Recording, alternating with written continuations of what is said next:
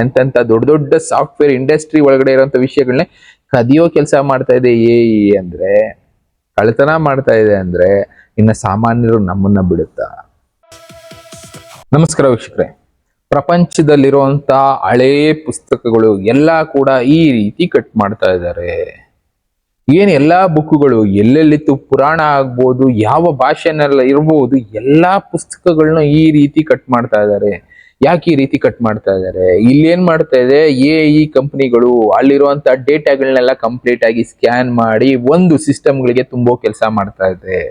ಇಷ್ಟು ವರ್ಷ ನಾವು ಬುಕ್ಗಳನ್ನ ಓದ್ತಾ ಇದ್ವಿ, ಇನ್ ಮುಂದೆ ಬುಕ್ಗಳನ್ನ ಓದೋದೇ ಬೇಕಾಗಿಲ್ಲ. ಎಲ್ಲ ಕೂಡ ನಲ್ಲಿ ಇರುತ್ತೆ. ಈವನ್ ಲಾ ಆಗ್ಬೋದು, ಅಕೌಂಟ್ಸ್ ಆಗ್ಬೋದು, ಎಕನಾಮಿಕ್ಸ್ ಆಗ್ಬೋದು, ಯಾವ್ದಾದ್ರು ಆಗ್ಬೋದು, ಇಲ್ಲ ಜ್ಞಾನ ಆಗ್ಬೋದು, ಪುರಾಣ ಆಗಬಹುದು, ಹಿಸ್ಟ್ರಿ ಇಟ್ಕೊಳ್ಳಿ, ಇನ್ನೊಂದು ಇಟ್ಕೊಳ್ಳಿ, ಎಲ್ಲ ಕೂಡ ಹತ್ರ ಸೇಫ್ ಗಾರ್ಡ್ ಮಾಡಿರ್ತೀವಿ ಅಂತ ಹೇಳಿ ಸ್ಕ್ಯಾನ್ ಮಾಡಿ ಹಳೇ ಪುಸ್ತಕಗಳನ್ನೆಲ್ಲ ಡಿಸ್ಟ್ರಾಯ್ ಮಾಡ್ತಾ ಇದ್ದಾರೆ. ಲೆಕ್ಕಕ್ಕೆ ಹತ್ತತ್ರ 200 ವರ್ಷ, 300 ವರ್ಷ, 400 ವರ್ಷ, 500 ವರ್ಷದ ಬುಕ್ಗಳನ್ನೂ ಕೂಡ ತಗೊಂಡ್ ಬಂದು ಈ ರೀತಿ ಕಟ್ ಮಾಡ್ತಾ ಇದ್ದಾರೆ. ಯಾಕೆ? ನಾನು ಮೊದ್ಲೇ ಹೇಳದ್ನಲ್ಲ, ಎಗೆ ಅಂತ ವಿಷಯಗಳನ್ನ ತುಂಬೋ ಕೆಲಸ ಮಾಡ್ತಾ ಇದ್ದಾರೆ. ಎಲ್ಲಾ ಕೂಡ ಮೂಲಕ ಇನ್ ಮುಂದೆ ನಿಮ್ಗೆ ಸಿಗುತ್ತೆ. ನೀವು ಲಾ ಓದಬೇಕಾಗಿಲ್ಲ. ಈ ರೀತಿ ಹಿಂಗಿದೆ ನನ್ನ ಪ್ರಾಬ್ಲಮ್ ಅಂದ್ರೆ ಅದೇ ಉತ್ತರ ಕೊಡೋ ಕೆಲಸ ಮಾಡುತ್ತೆ. ಎಷ್ಟೋ ನಾವು ವಿಷಯಗಳನ್ನ ತಿಳ್ಕೊಬೇಕಾಗಿರುತ್ತೆ. ಅಂತದನ್ನೆಲ್ಲ ಆ ಬುಕ್ಗಳನ್ನೆಲ್ಲ ಓದಿ ತಿಳ್ಕೊಳ್ಳೋದಿತ್ತಲ್ಲ, ಎಲ್ಲ ಅದು ಓದಿ ಸ್ಕ್ಯಾನ್ ಮಾಡಿ ಇಟ್ಕೊಂಡಿರುತ್ತೆ. ನೀವು ಕೇಳೋಂತ ಪ್ರಶ್ನೆಗೆ ಉತ್ತರ ಕೊಡೋ ಕೆಲಸ ಮಾಡುತ್ತೆ. ಅಂತ ಲೆವೆಲ್ಗೆ ಮನುಷ್ಯರು ಕೈ ಹಾಕಿದ್ದಾರೆ. ಇದು ಒಳ್ಳೇದಕ್ಕ ಕೆಟ್ಟದಕ್ಕ ಅಂದ್ರೆ ಒಂದು ರೀತಿ ಒಳ್ಳೇದು ಹೌದು, ಒಂದು ರೀತಿ ಇನ್ನ ಅಡ್ವಾನ್ಸ್ ಆಗಿ ಹೋಗ್ತಾ ಇದೆ. ಹೇಗೆ ಅಂದ್ರೆ ಸ್ವತಂತ್ರತೆ ಬೇಕು ಅಂತ ಡಿಸೈಡ್ ಮಾಡಿದೆ. ಇಲ್ಲೇನ್ ಮಾಡ್ತಾ ಇದೀವಿ ನಾವು, ಈ ಎಲ್ಲಾ ವಿಷಯಗಳನ್ನ ತುಂಬುದ್ವಿ ಕಂಪ್ಯೂಟರ್ಗಳಿಗೆ. ಎಷ್ಟೋ ಕೋಟ್ಯಾಂತರ ರೂಪಾಯಿ ಖರ್ಚು ಮಾಡಿ ಇವತ್ತು ಡೇಟಾ ಸೆಂಟರ್ಗಳಲ್ಲಿ ಈ ರೀತಿ ವಿಷಯಗಳನ್ನ ತುಂಬ್ತಾ ಇದೀವಿ. ಇದರಿಂದ ಒಂದು ಸ್ಟೇಜ್ ಮುಂದೆ ಹೋದಂತ ಸಾಫ್ಟ್ವೇರ್ ಏನ್ ಮಾಡ್ತು, ಫೀಲ್ ಮಾಡೋದಕ್ಕೆ ಶುರು ಮಾಡಿದೆ.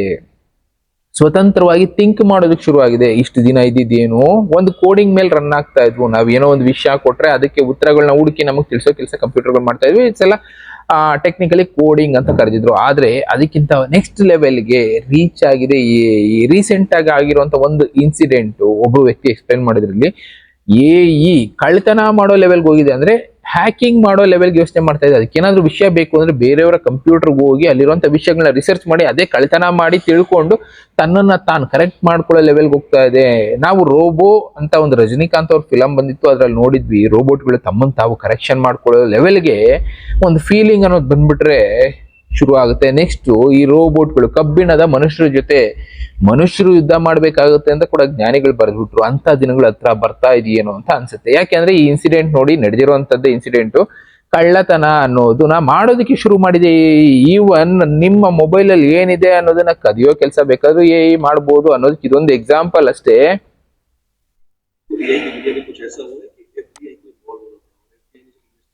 को एआई की दुनिया में कुछ ऐसा हुआ है कि एफबीआई को इन्वॉल्व होना पड़ा, और एफबीआई ने जब इन्वेस्टिगेट करके रिपोर्ट सबमिट करी तो ओपन एआई के होश उड़ गए। इस इंडस्ट्री के अंदर जो लोग काम करते हैं एआई की इंडस्ट्री में, उनके होश उड़ गए। और अब आपको भी कहीं ना कहीं एक सोच में पड़ जाओगे कि यार ये क्या चीज गवर्न हो रही है, ये हमें सच क्यों नहीं बताया जा रहा। आप ऐसे बोलोगे।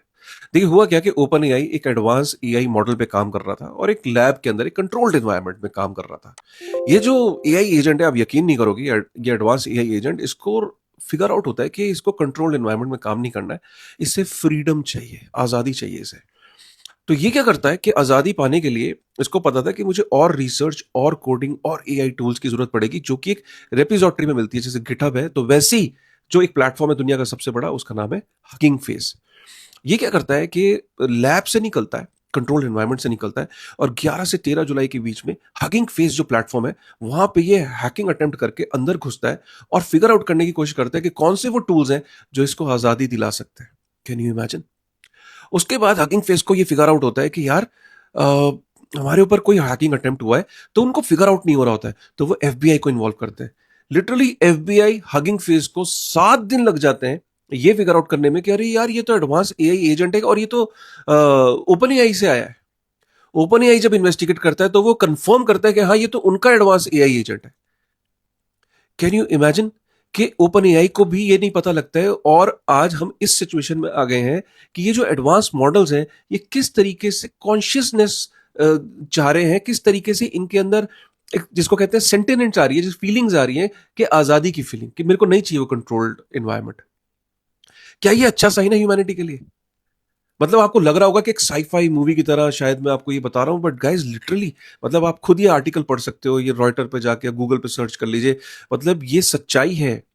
और आज मैं आपसे ये सवाल पूछता हूँ इस रील के माध्यम से, आपको क्या लगता है यार, ये जो एआई मॉडल्स हैं एडवांस जिसके बारे में हमें सच नहीं बताया जा रहा है, ये तो कंफर्म है।